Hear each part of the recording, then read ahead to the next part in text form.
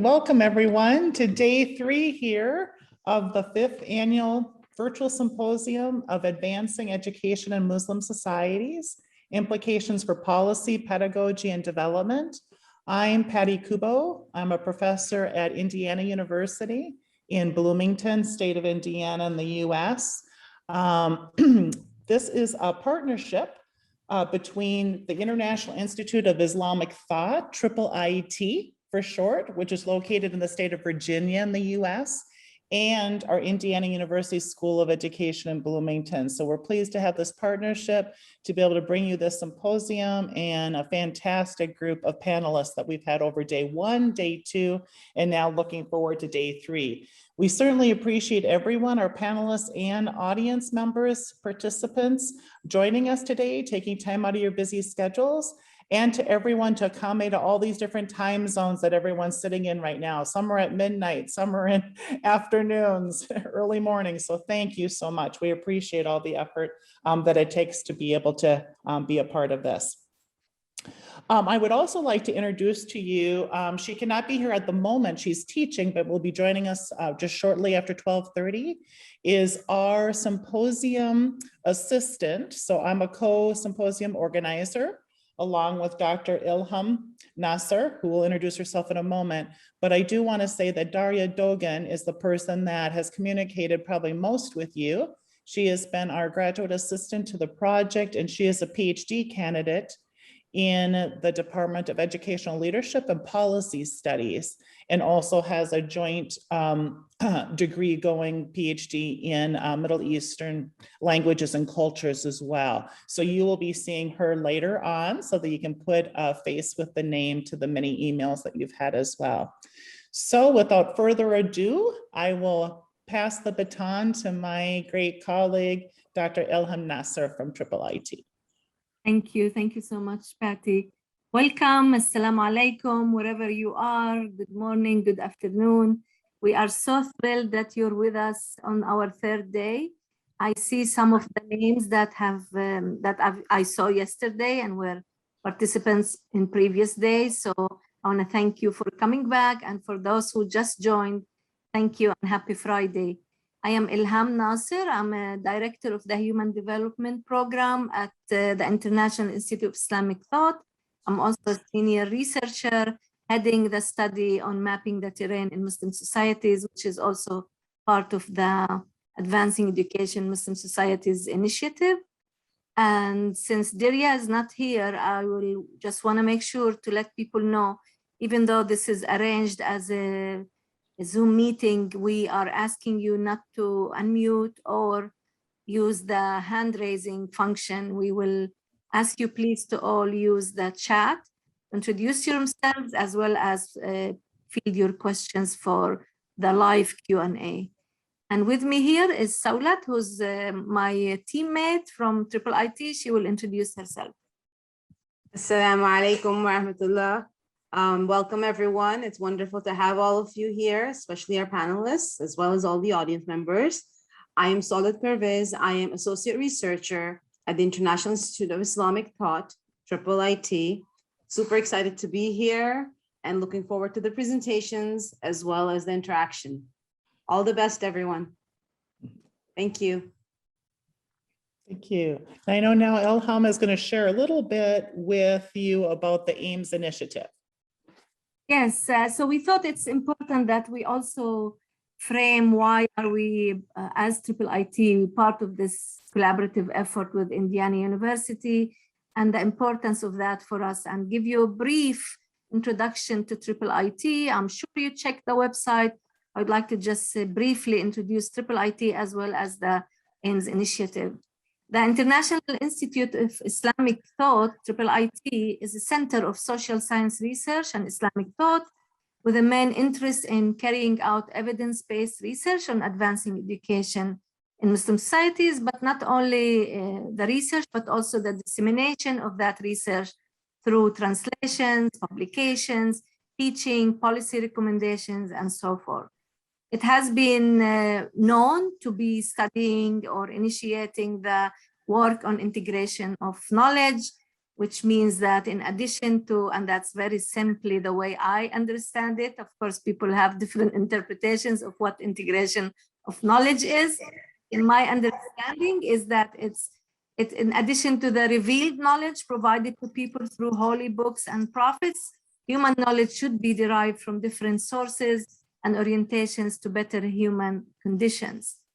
I have been part of the Advancing Education Muslim Societies, AEMS, for this is my 4th year, and it has been one of the interests and projects of IIIT for several years.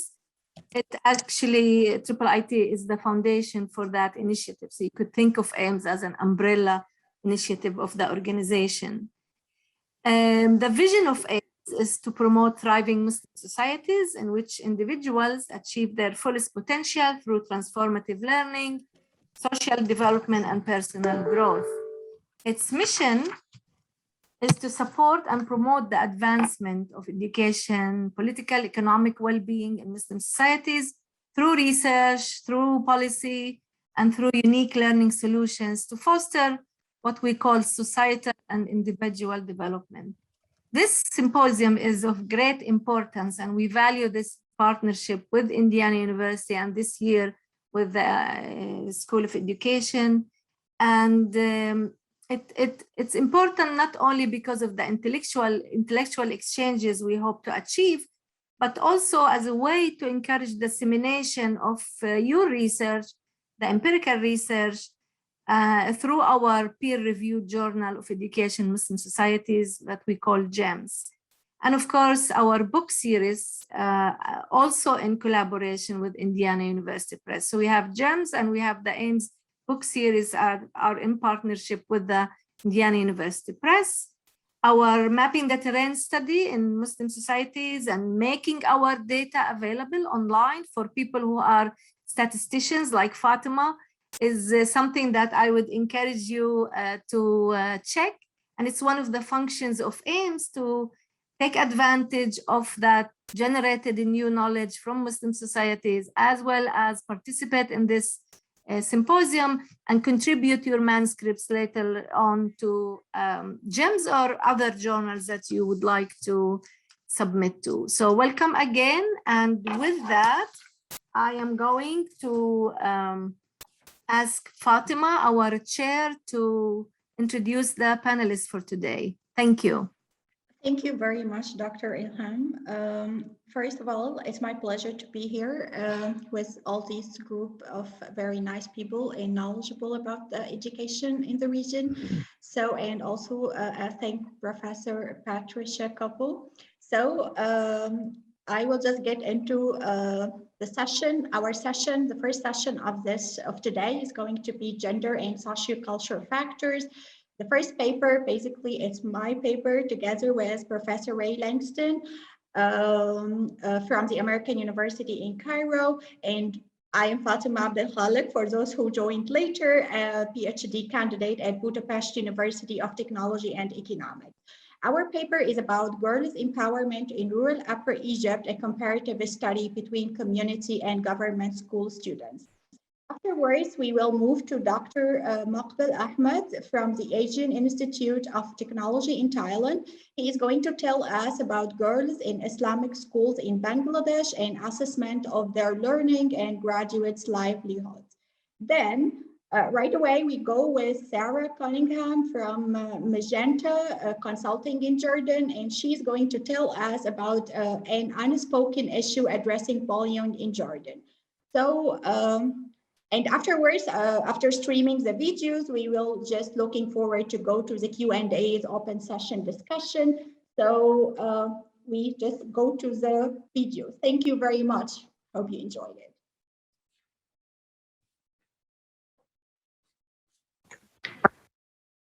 Hello, everyone. I am Fatima Abdel Khalik. I am going to present our joint work together with Professor Ray Langston, who is going to listen to this recording in the conference. Our paper is about girls' empowerment in rural Upper Egypt, a comparative study between community and government school students. Education is not only important to provide academic knowledge and skills, but also holds out the promise of empowering girls. To achieve the goal education for all, some researchers think that the alternative models of education, such as community schools, multi-grade schools, and one-classroom schools, are essential to work parallel with the regular government school to achieve this goal. According to Happer's topology, we are looking at two categories of community schools: the adaptive and the transformative ones. The adaptive schools largely deliver the same education as the regular government schools, while the transformative schools empower students in giving them control of their lives. According to Zalouk 2004, the community schools in Egypt are said to be transformative. The community schools in Egypt were run by international agencies, bilateral donors, and NGOs until the year 2008, when most of the community schools were turned over to the Ministry of Education Control. As the consequences for that, school schedule is no longer flexible, inadequate supervision for both schools and student performances, and unqualified teacher to teach the students. In 2016, Marcus and Page were noting that it would be helpful if we are able to compare the empowerment in government and community schools. In this work, we are responding to that. We are using data from 3 villages in rural Upper Egypt, focusing on girls aged 8 to 15 years old to examine if schools influence their empowerment levels. In this work, I'm going to use CS and MPS expressions to indicate community schools and mainstream primary schools. This graph shows a girl's profile within these two schools. We can see that girls in community schools are more likely to be older and coming from more poorer family, and their parents never been to school compared to girls in MPS. So girls' profiles in MPS and CS is quite different. In this work, we are focusing on 2 empowerment domains: decision-making and mobility. We use the multivariate factor analysis to retain the factors within each empowerment domain. For decision-making, we retained 3 factors: whether girls are participating with their parents in making the decision related to girls' schooling and marriage and choosing friends. In mobility, we obtained 2 factors: whether girls are allowed to go to public and private places on their own. To test the assertions that community school education leads to more empowered girls, we compared the mean rank scores for each factor by school type. We can see here that the mean rank scores is fluctuating by school type. And the schooling factor, the MPS mean rank score is a little bit higher than CS girls. While for mobility, the mean rank scores for community school girls are higher than the mainstream primary schools. However, none of these differences is statistically significant differ by school type except public mobility. We call that the public places factor include whether girls are allowed to go to places such as a market and field and the canal. And the CS girls are more likely to come from poorer family.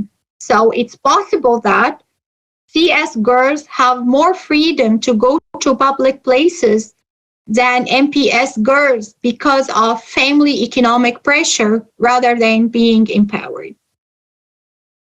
Now, we are going to look at the agreement and disagreement between girls and their parents. To do so, for each empowerment factor, we created a squared matrix, as you see here. The cells on the diagonal represent the agreements between girls and their parents, while the cells off diagonals represent the disagreement. Noting that the cells above diagonal represent girls having more liberal views than their parents, while the cells below the diagonal reflect that parents have more liberal views than girls. This graph shows the agreement and disagreement level between girls and their parents for all factors. We see here that for all the empowerment factors, there is a high level of agreement between girls and their parents. Looking at the off-diagonal cells to obtain the disagreement. Let's consider factors that's about schooling and marriage. We see here that the sum of the cells below the diagonal is higher than the sum of the cells above the diagonal. So parents have more liberal view than the girls in these two factors after. And this is reflected by a negative net difference between them. While for the mobility factors, the sum of the cells above the diagonal is higher than the sum of the cells below the diagonal, which means that girls have more liberal views on going to places than their parent thinks. And this is reflected with a positive net difference between them. When we look at the friends and spare time factor, we will see that the sum of the cells above the diagonal and the below diagonal are on the same scale. So the net difference between them is balanced out with almost zero, which means that the percentage of girls that have a liberal views as much as those who have more conservative views. Now, to examine whether the level and the nature of agreement and disagreement differ by school type girls attended or not, we created what we called a similarity index. The similarity index included 4 categories, as you see here, that describe the agreement to be either conservative or liberal, and the disagreement where girls being more liberal or more conservative. We see here that for all factors, the percent distribution of girls and their parents is quite similar. And the little differences by school types is not statistically significant, except public mobility again. Considering this factor, we will see that the majority of the total agreement in CS and MPS is conservative. Moreover, the distribution of the disagreement is quite similar. So, to sum up here, that in the studied villages, the community schools are adaptive rather than being transformative. And despite community school girls are more likely to be older than girls in MPS, there is no evidence that community school girls are more empowered compared to their peers in the mainstream primary schools. And girls in the society, to a large degree, agree with the tradition attitudes of their parents and surrounding society rather than being empowered according to the school they attended. And that's it. Thank you very much for your attention, and I'm looking forward to hear your questions in the conference. Thank you.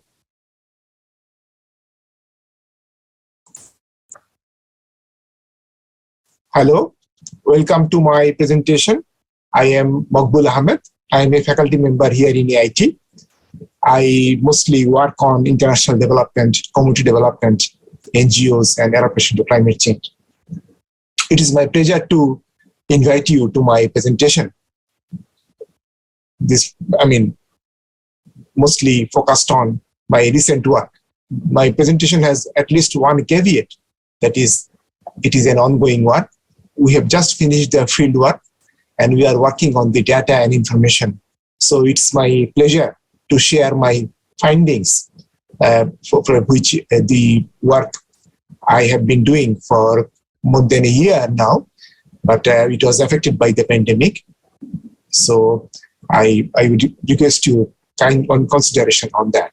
So I will mostly talk about the work I have been doing. So my work is focused on the education of girls in the Islamic schools or madrasas in Bangladesh, which is a predominantly Muslim country. So I will, in my presentation, I will mostly talk about, firstly, the broad scenario of education, very briefly. Then I'll move on to the Islamic education in the country.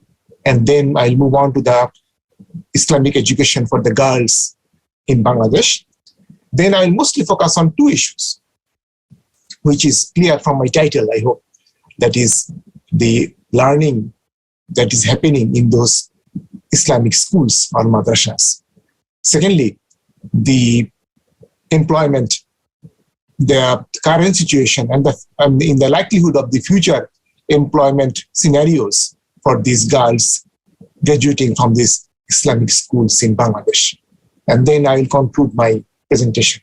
So broadly speaking, in Bangladesh, the Islamic education, as you can see, the one picture of this is the one girls madrasa, which is a recognized madrasa, because there are two types of madrasas in Bangladesh. One group of madrasas are recognized by the government, and the syllabus curriculum is approved by the government, and the teachers usually, if not the full, a major part of their salary is paid by the government. So this is another example. This is another example, just to start, give you a quick look, but these are the better of madrasas and inside the school. This is from my study area. So because I have chosen two madrasas in Bangladesh, old ones, one in Dhaka, the capital of the country, and one in the southeast of Bangladesh, Chittagong. So the picture of girls' education is quite interesting. As a predominantly Muslim country, perhaps since it is one of the few Muslim countries where there are more girls than boys in the primary and secondary, that means up to grade 10 of education in the secular education in Bangladesh. But the picture is different in case of Islamic education. Broadly speaking, there are three types of education in Bangladesh. One is the secular mainstream education, excuse me.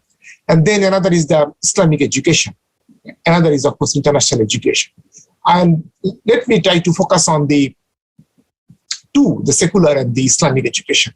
In case of secular education, which this slide talks about, because of the government's effort to promote girls' education, to bring them to school, to retain them, that means reducing dropout and raising enrollment, all have paid off. So, as I told you, more girls are now there than boys in the secular schools in Bangladesh. And government has been trying its best, particularly with the help of a good number of non-governmental organizations like NGOs who have been working on education, particularly girls' education. But the picture is quite different in case of Islamic education in Bangladesh.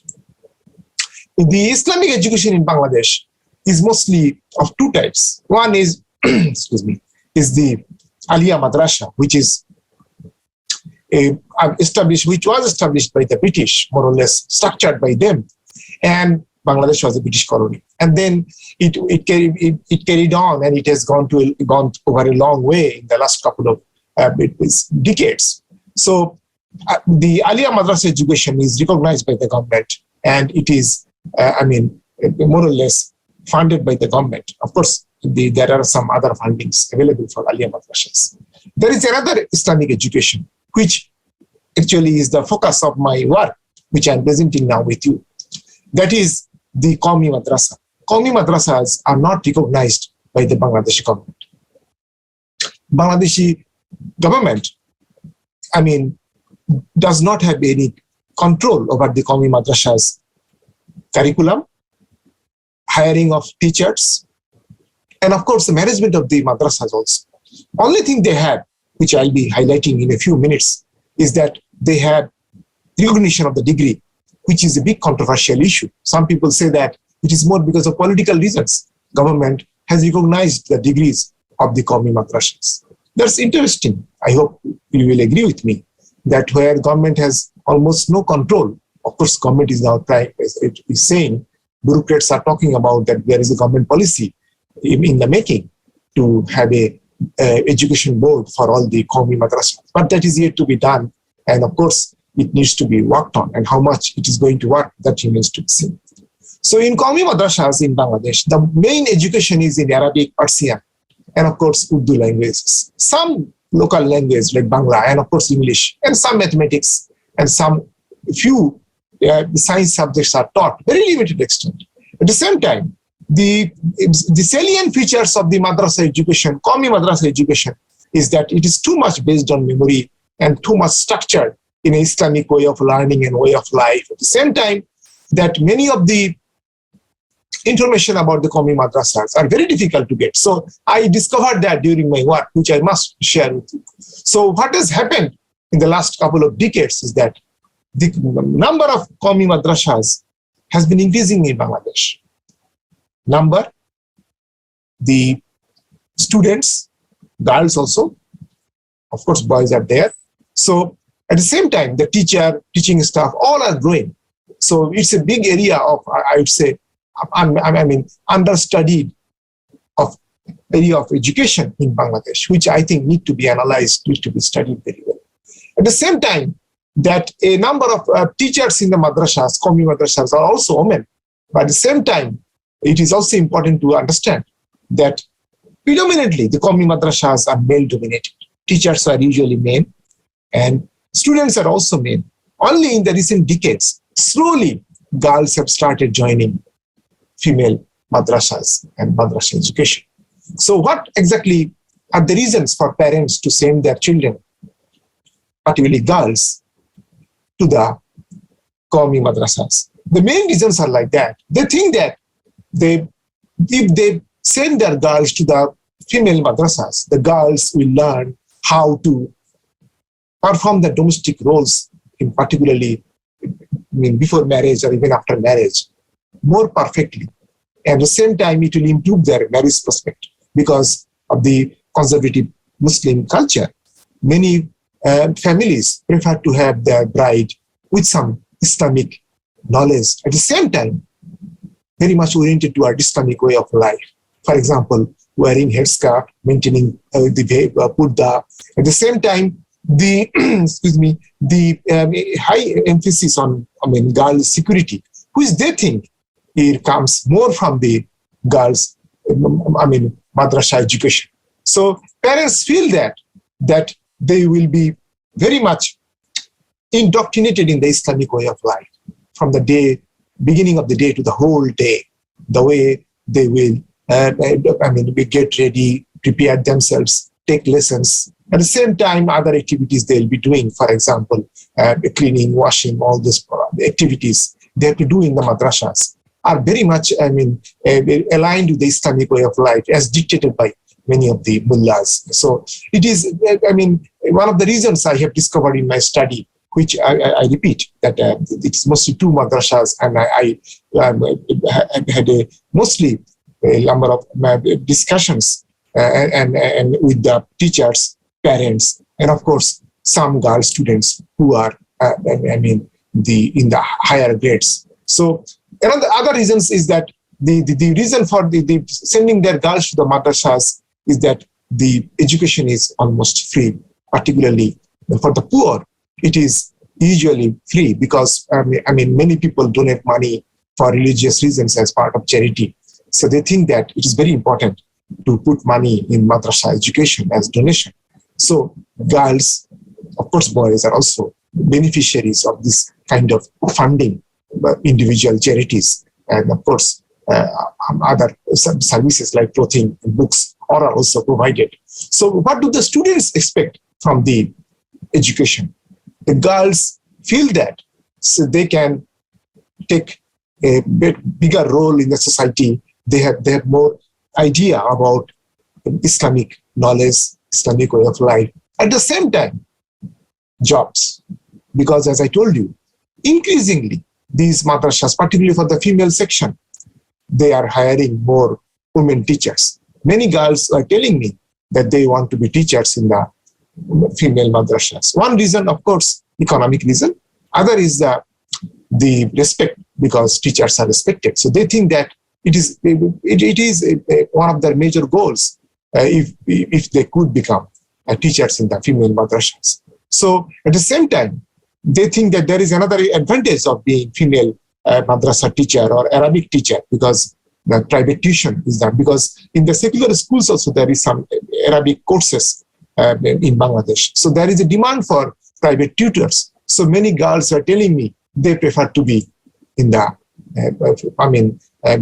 teaching or private tuition jobs. So they also think that they also, have some feeling that this madrasa education helps them to be more perfect Muslim. At the same time, the education is quite interesting. I discovered that.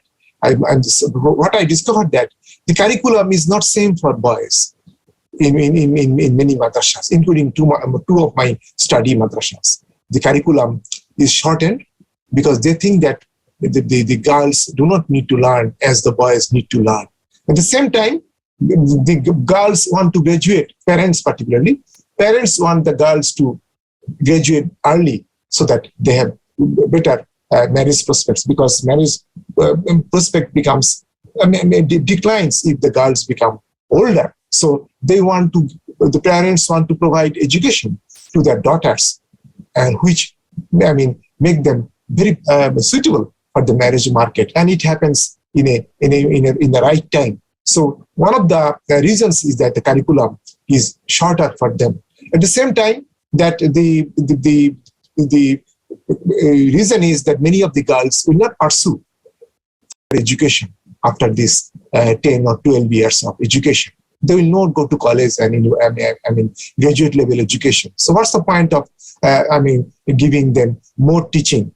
So they prefer like that. At the same time, the government, as I told you at the beginning, the government has recently recognized that madrasa degree. So this is a big development. Many educationist scholars I have talked to, they were quite worried that without changing the curriculum, without making a proper plan, the government should not have done that. But this has happened. So one of the major implications is that because of the government recognition, these girls, of course boys, from this education system will qualify for many government jobs because now the degree is recognized by the government. So the employment prospect of the girls is quite important. That's, as I told you, I will not repeat. The home tutoring, particularly, they have engagement in times of some religious activities. For example, after death, there are some religious rites. So now some girl or female graduates from these madrasas are invited, but this is not a regular income. But the regular income is the teaching profession, teaching job, which is predominantly is available. So at the same time, one other development is some girls are pointing out that some female graduates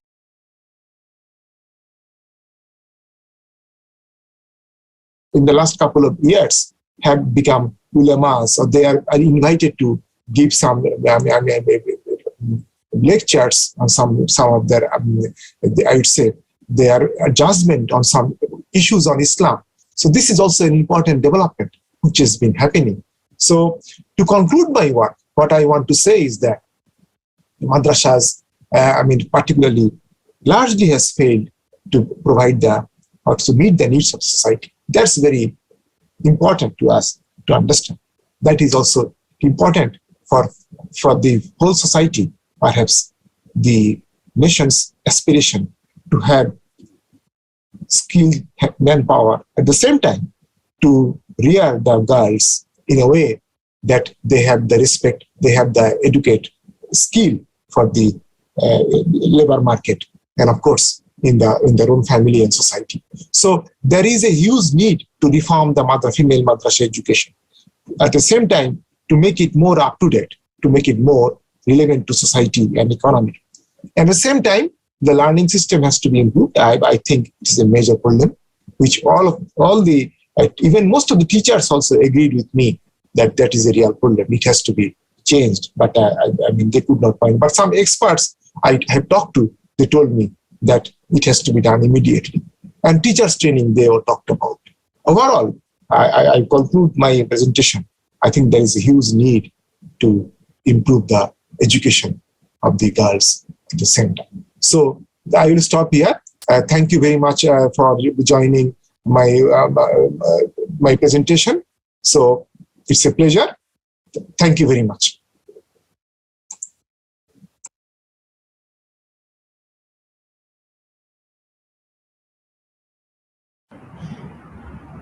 Hi, my name is Sarah Jean Cunningham, and I am the Managing Director at Magenta. Magenta is a social and behavioral change research and communications organization.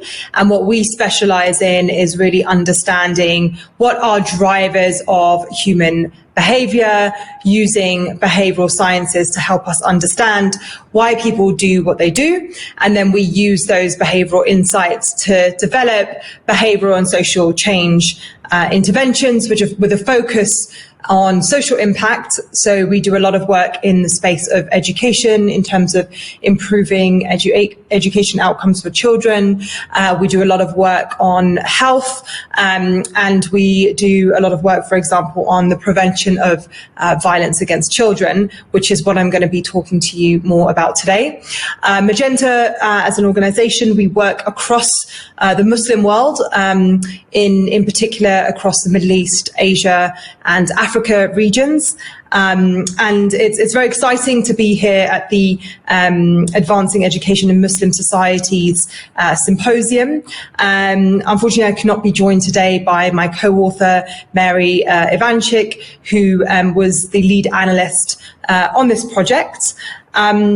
The title of our presentation today is An Unspoken Issue Addressing Bullying in Jordan. We, in 2019, partnered with UNICEF and the Ministry of Education on looking at how to address the prevalence of violence within schools in Jordan.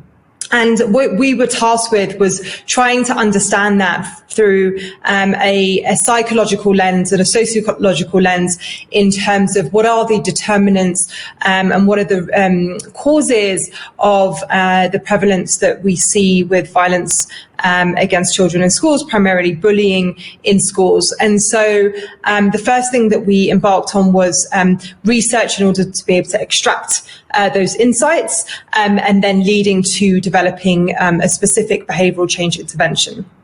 Now, in this case, the intervention that we designed was a 13-part television drama series that was designed to be able to take the audience along this behavioral change journey, which was then accompanied by a teacher training and teacher facilitation set of guidelines, such that they could use this content as a way of creating discussion in the school environment in a safe way and in a way that allows for do no harm approaches. So the challenge we had was, well, how do we create content that is going to be relevant and is going to resonate with our target audience? And so for that, very much taking an evidence-based approach in order to understand deeply the audience, their drivers, their mindset, what they enjoy, what they don't like, was really, really important. And in today's session, I'm going to be walking through our methodology of how we actually did this. I'm going to first start by showing you a little trailer of the content that we ended up developing. So if you bear with me for a second, I will share that.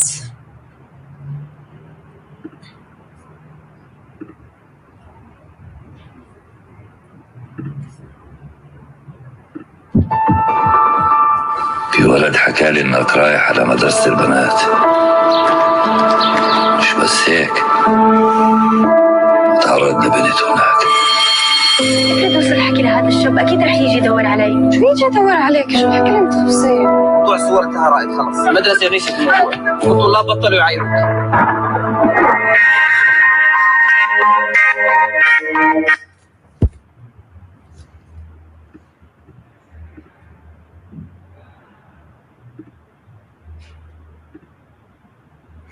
So that's a little clip of the trailer of the 13-part series that we created, and just heading back now to the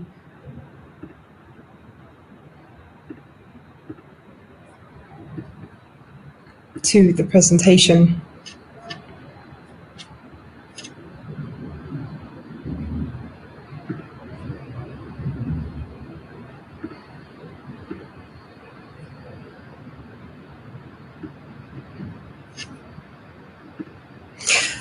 So the objective given to us was to develop an edutainment series that seeks to reduce bullying in schools. And the first thing that we did was try to understand the target audience and their various influences. And primarily our target audience were adolescents aged 13 to 16 in Jordan, and we particularly focused on lower socioeconomic environments within the public sector schools, as there are a lot of private sector schools in Jordan, but that was our primary focal point. And we then looked at to try and understand, well, what are the layers of influence around them? Because we recognise that if we're going to create a drama series, we're going to need to reflect those different characters and levels of influence in that series. So at the interpersonal level, there's a lot of interaction with school teachers and social workers. In the home environment, of course, parents and family members playing a really key role in the behaviours that we were witnessing. At the organisational level, we looked at the school administration, the role of the head teachers, and then at the environmental level, we wanted to look at media agencies and the role that media and media narratives have on shaping opinions around violence. So we applied an analytical framework, as we always do, to try to really unpack what drives this behaviour that we're seeing. We're seeing this prevalence of violence against children in schools, but what is really driving that? And we divide that into three components. So first is looking at psychological factors, the second is looking at environmental factors, and then the third is looking at sociological factors. And within the psychological factors, we are looking at different types of heuristics. We're looking at levels of sensitization and awareness to this issue of bullying in schools. We're also looking at things around self-confidence, which we hypothesize to be an important predeterminant of whether somebody ends up as a bully or as a victim of bullying. At the environmental and the sociological level, we looked at social norms and the role that social acceptance of violence really plays in this. We also looked at religious norms and religious values and the way that could be a positive or a negative influence. And then we also looked at the role of media and the communications environment and different role models that young people have in shaping their opinions about this. And so that was really the basis of and what really underpinned our behavioural research. And I just wanted to talk through some of the key findings. So at the psychological level, what we found was that there was an inability to really define bullying, that there was an understanding, well, this is really about physical violence, and not necessarily an understanding that it could be emotional, it could be psychological bullying. So there was room for improvement there in terms of helping people better understand what bullying really is.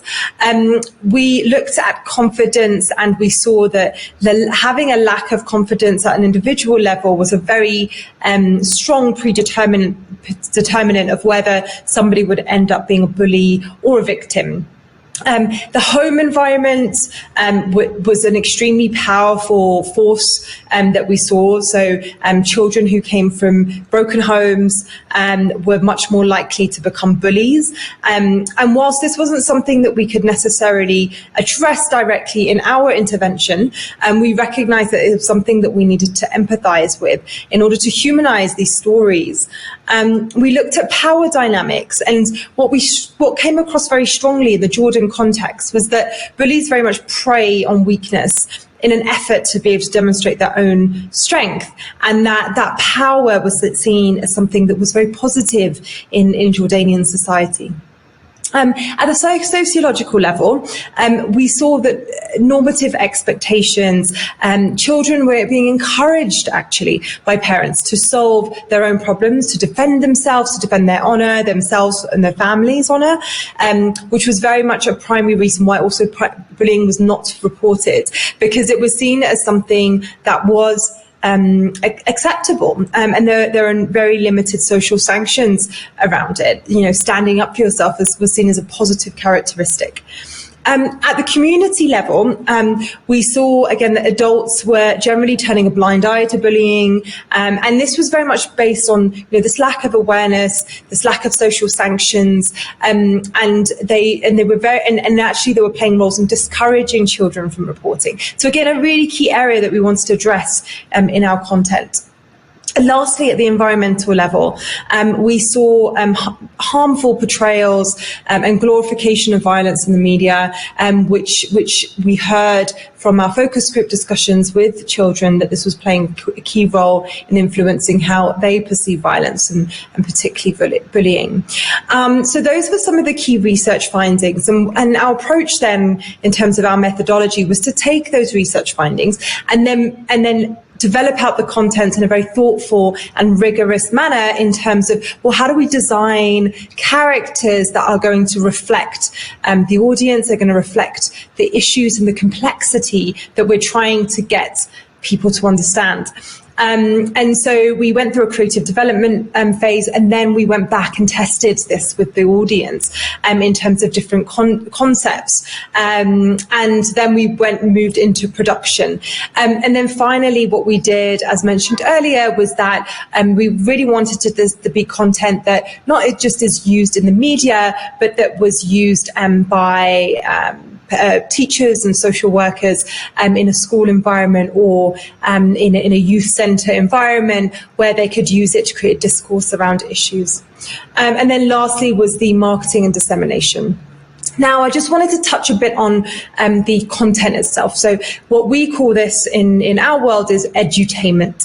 And so this edutainment series, it was really important to strike this balance between fostering behavioural change, but also being engaging, entertaining, attractive, and really hooking the audience. And so that balance was a constant thing that we had in mind, working with both our research teams and our creative teams to make sure that we were really adhering to modelling behaviours, addressing these key drivers that we saw. We were raising awareness whilst being entertaining and engaging and relevant and resonant. So the creative piece was as important, if not more important, as the science behind that behavioural change process. And just, I don't expect you to be able to see this, but we then used a very rigorous approach in terms of for each episode, thinking through, well, what is the objective of this episode? What are the key messages that need to come through? And how do we design the characters to reflect the bully, the victim, the parent, the teacher, that all can kind of build up this better kind of empathetic environment for the audience to be able to understand some of the complexities around this. And then lastly, as I mentioned, we created a facilitation guide to accompany each and every episode, such that teachers could use this in the school environment, or social workers could use this within the youth centre environment to prompt and to create a discussion around this. Now, one of the challenges we found here was that actually a lot of the teachers had these preconceptions that we found in the research that adults have in terms of standing up for yourself. And so there was work to be done during this process of sensitizing teachers to why this issue is important to address, and really what does define bullying. Thank you very much for your time today, and I hope you found that interesting. For more information, please feel free to reach out to me directly, either through our website or through my email address.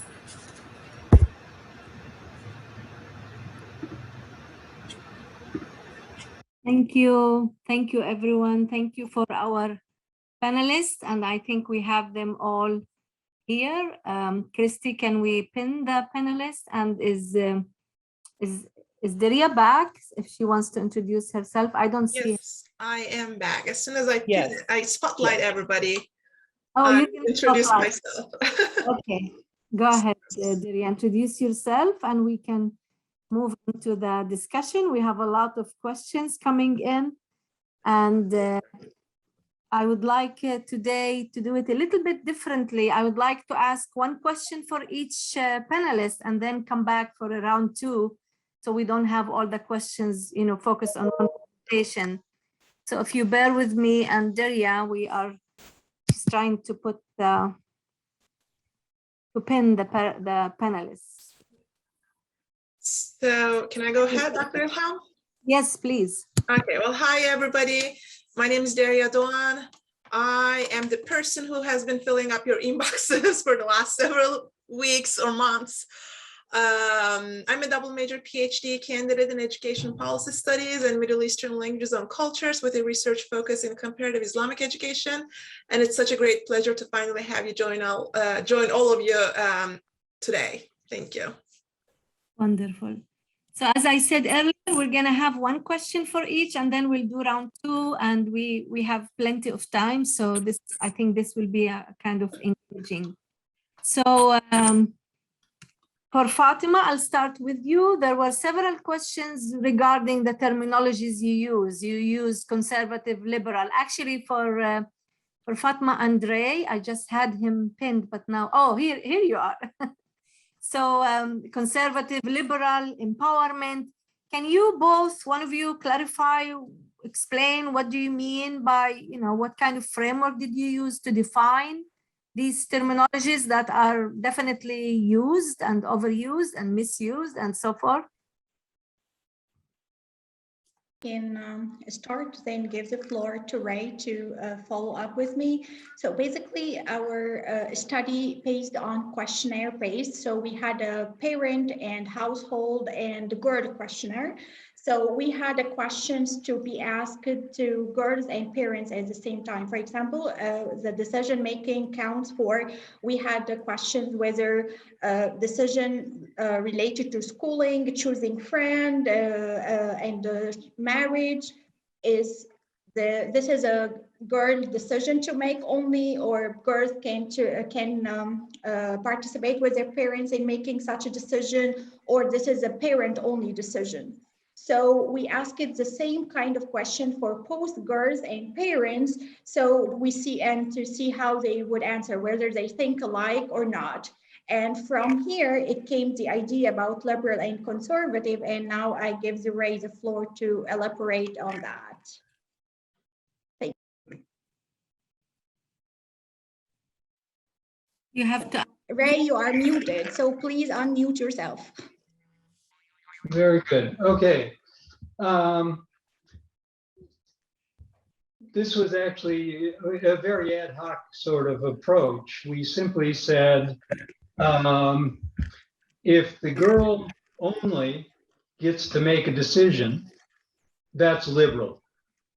If she participates or her parents make the decision alone, that's conservative. We had to pick something. That's a simple way we did it.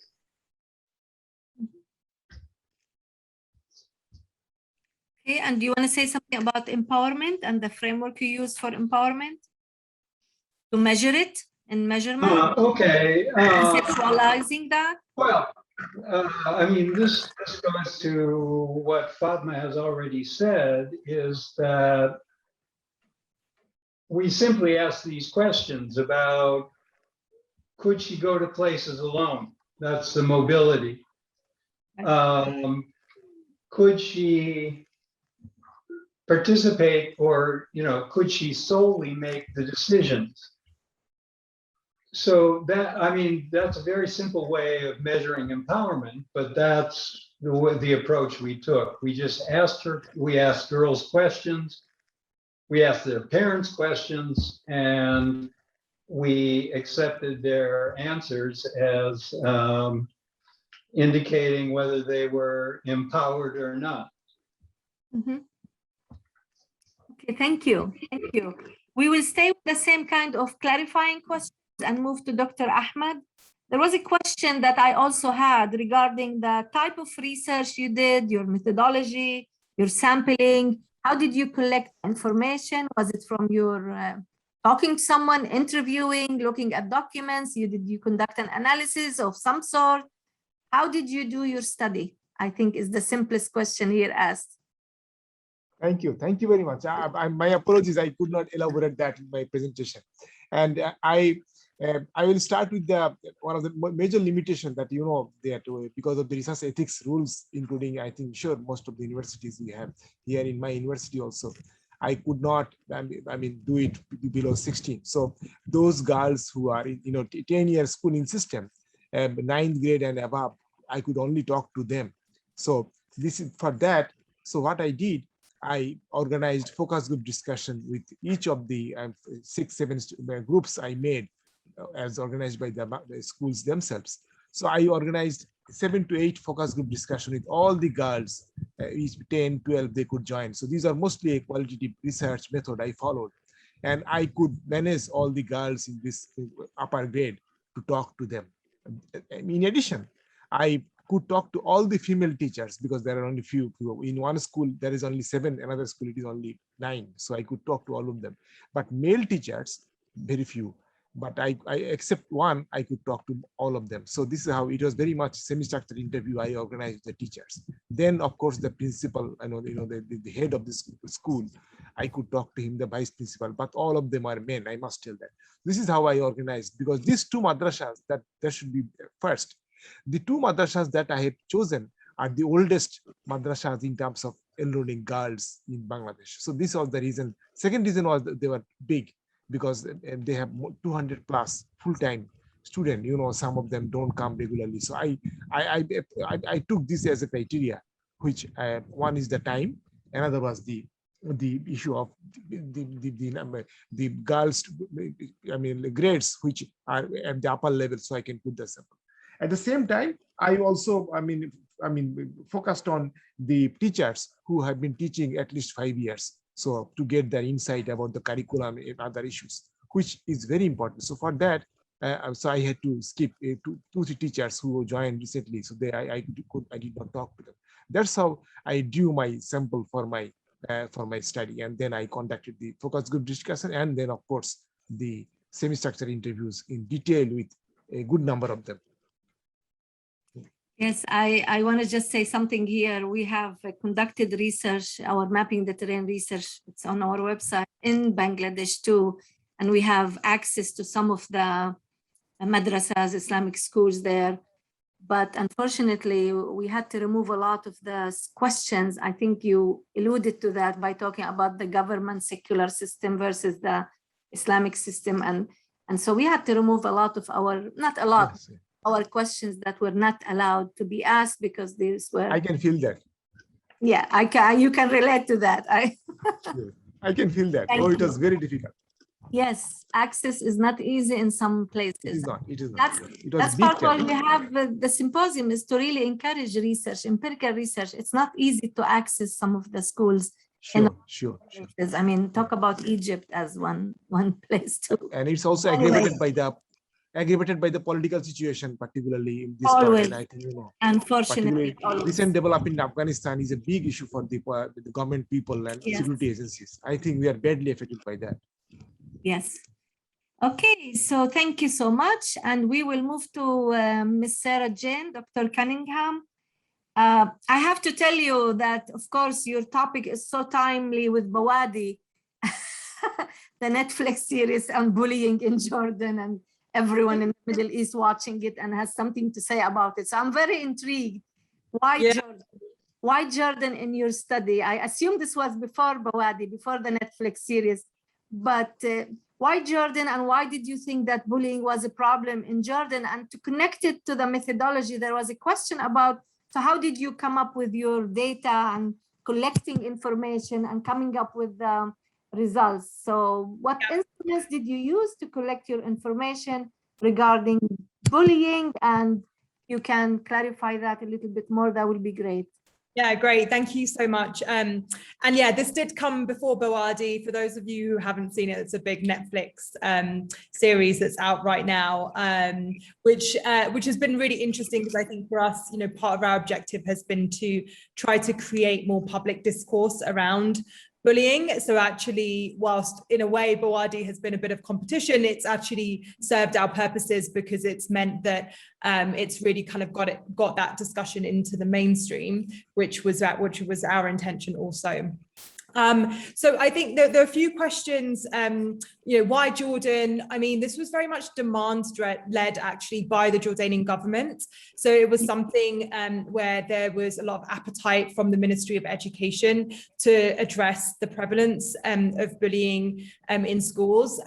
To be honest, bullying in schools is obviously, first of all, a global phenomenon. It's not unique to Jordan, and also, at the regional level, the prevalence is high. The prevalence of violence against children in the Middle East is very high. I think there was a recent study out of Egypt where 90% of children in an Egyptian's household experience some form of violence, whether that's emotional, verbal, or physical violence.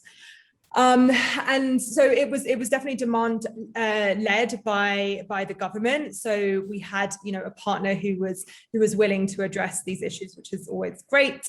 And in terms of the behavioral research, we wanted to try to get to the heart of some of the drivers that were unique to Jordan. And I think there were questions around some of the how religion played a role in that. And I think the way we looked at this from a social norms perspective, and I think from normative expectations perspective, it's a little difficult to disentangle what are traditions or social norms versus religious norms.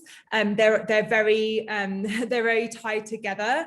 But what I would say is that we used positive religious values in the messaging.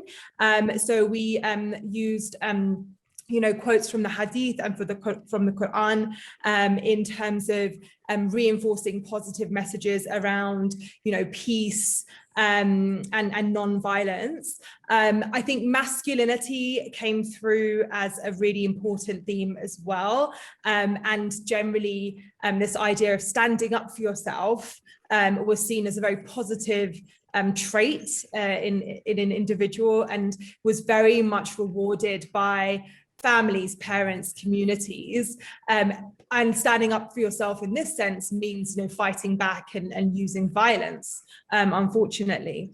And I think in terms of that, the difference between boys and girls, what we're seeing now very strongly is that girls are really being targeted, particularly when it comes to discrediting their honor. And with the use of social media, there have been many reports of girls' honor being called into question, and that becoming very, very problematic. So I think, you know, whilst we wanted to do a lot more around cyberbullying in this project, I think Jordan wasn't quite ready for that, but I think that this is very much an emerging area that needs to be addressed, particularly, you know, in the societies that we work in Muslim societies, where that honor around girls and women is so kind of precious to families, and anything that can harm that can be, you know, amplified in a way that doesn't necessarily exist in other societies. And the research methods that we used were all qualitative. We had quantitative data around prevalence of bullying, and there were monitoring and reporting mechanisms within schools. But we felt that in order to arrive at the insights that we needed, we had to take a qualitative approach. So that was done through both observation work. So we spent time actually observing behavior in schools and at home, but also that was more of an ethnographic approach. And then we also ran focus group discussions with adolescents, but also teachers. Wonderful. Thank you. Thank you so much for clarifying and adding some more information on your methodology.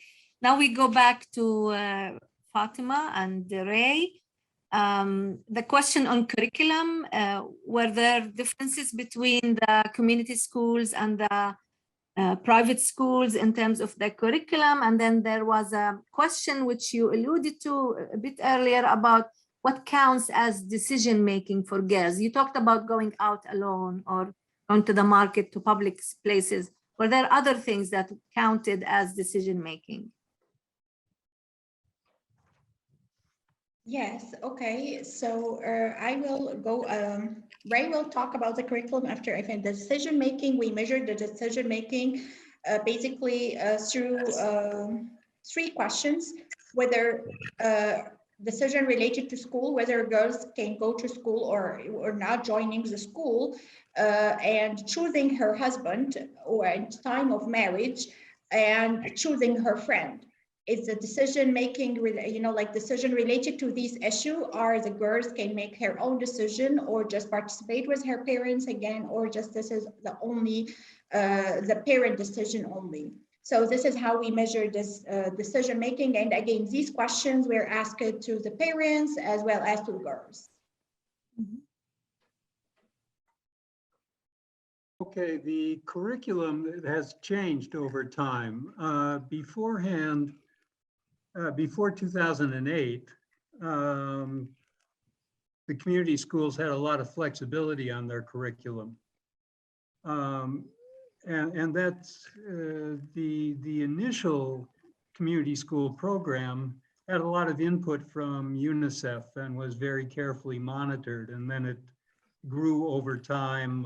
Lots of different organizations got in, and they handled things their own way to a large degree.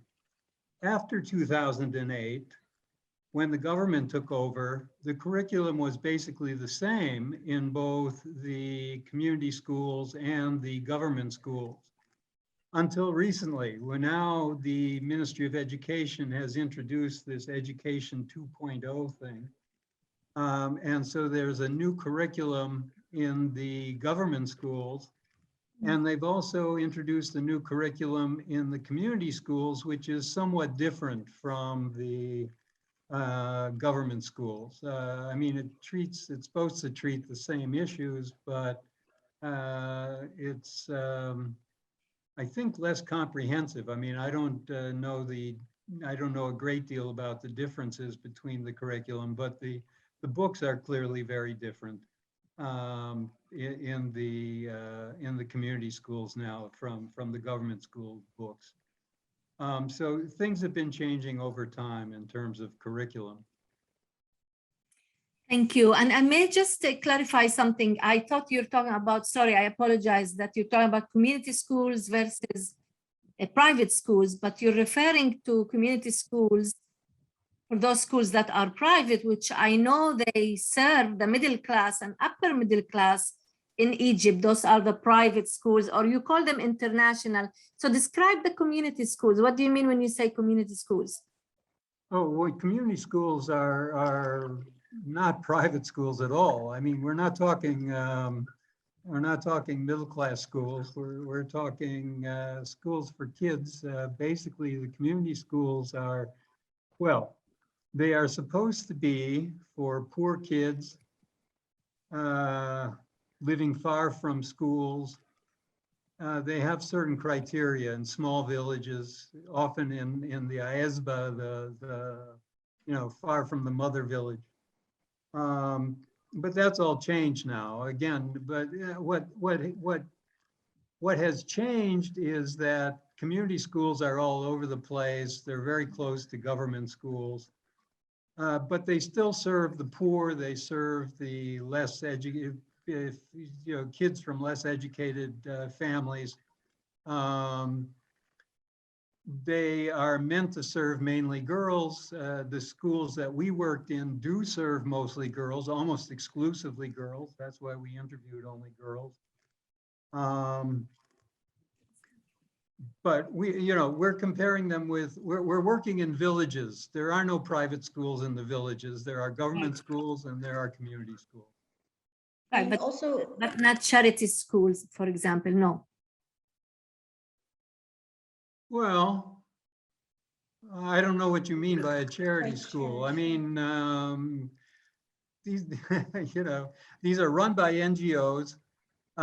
They're lower cost than government schools. Kids might get food boxes once a month. There are economic advantages to going to a community school. Are they charity schools? I don't know. It depends upon what you call a charity school.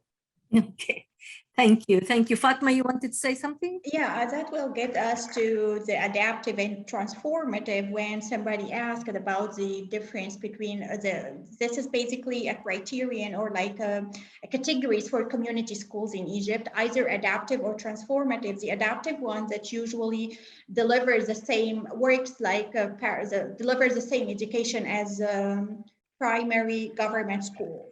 While the transformative school is, like the idea about community school that's in Egypt. Now, before it's said to be transformative in a sense that they empower girls, they help girls to make decisions and stand in their society. That's transformative. So as I think at UNICEF, when they started back in 90s, they were doing a good job. But as Ray said, things have been changing, and by 2008, everything now is running by the Ministry of Education, which is getting of a kind of a disadvantage. So. All right, well, thank you very much. And I'm sure there's a lot more to navigate around these types of schoolings in Egypt. We have to move on to Dr. Ahmad in Bangladesh, in Thailand actually, but the research is on Bangladesh. Can you please also talk a little bit about whether there were differences between girls and boys curriculum? There was a question on that. Yeah. In schools you visited, you interviewed people, you talked to, there was one for men, one for the girls. Were there any differences? Are there differences in madrasas in terms of the curriculum? And I do recall you did say that it's the years of education are shorter for girls because they have to be prepared for life and being married and all of that. But is the curriculum different? Yes. Thank you. I also, would not make it detail now. Let me do it in detail. The main difference is that many parents, because there is no, the master degree that is, understand the graduate degree from this type of Qawmi madrasas have just recently been recognized by the government. Other than that, all the other degrees, 10-year or 12-year completion degrees, are not recognized by the government. So there is a lot of autonomy from these madrasas in terms of what they will teach and how long they will continue. And you don't need to I mean, because why you need a recognized degree if you look for a job? So if you do not look for a government or any formal sector job, it is very much based on the madrasa's autonomy. That is the starting point. The second reason is many parents, and I think in many cases it's also in other parts of the world, the parents do not want the girls to be in the school for too long, because if it is too long, the marriage prospect starts to decline. So it's better that by 15, 16, the marriage, this is usually the peak time of the marriage for this. I have seen in my sample cases. So the curriculum is much less, so that they think that these girls cannot take the load of the boys. So better not to teach much of the, for example, some of the very, I'd say difficult, to use the popular term, difficult issues in the curriculum. So they make it much more easier issues so that the girls can finish early and they can, I mean, at least get a recognition from that girl got a degree from that particular madrasa. So it helps her in two places. Dr. Ahmad, sorry, are you suggesting that when you say the curriculum, are you suggesting that it's the same curriculum that's dictated by the government on Bangladesh, or are these Hifz schools where they just recite and learn the Quran? It's not recognized by the government. And these madrasas are autonomous. The curriculum is not recognized by the government. It's very much controlled by a group of the madrasa leaders. They run these madrasas and they control the curriculum, the teachers, everything. What do they learn? I think the question is, what do they learn? They learn basically Arabic, Farsi, Urdu, and then some Bangla and very few limited English. Mostly they learn Arabic, particularly you understand the Quran and the Hadith, all those things they are taught, and mostly in Arabic, Persian, Urdu, and very little Bangla and some in English. So that's how the main curriculum of these madrasas are. Okay, and since I have you and we're talking about curriculum here, what do you say? Are there things in the curriculum that would empower girls to become important members of society, to contribute? Is there any consideration in the two schools or others to that within the curriculum? There are efforts, because I think one issue is that I have discovered that teachers particularly, they try to compare themselves with the formal madrasas, that is the government recognized madrasas. The main difference with the government recognized madrasas is that government has been trying to modernize it, to introduce English, to introduce science. That's a big difference between these two types of madrasas. And in my Qaumi madrasas, I think almost no science and almost very little English. So that is, I think, to me, is a major weakness, and particularly the teachers told me. So to me, the beginning could be to introduce more so that these girls can learn more. Otherwise, I think the learning they are having is very much religious learning they are having. Probably, I mean, the job market and so, even in the daily life, I don't think they equip them very well. I think teachers mostly more or less agree with me on that point. Yeah. Yeah, and what you're saying is that learning English, learning sciences would empower girls to open up to the... Sure, open their mind.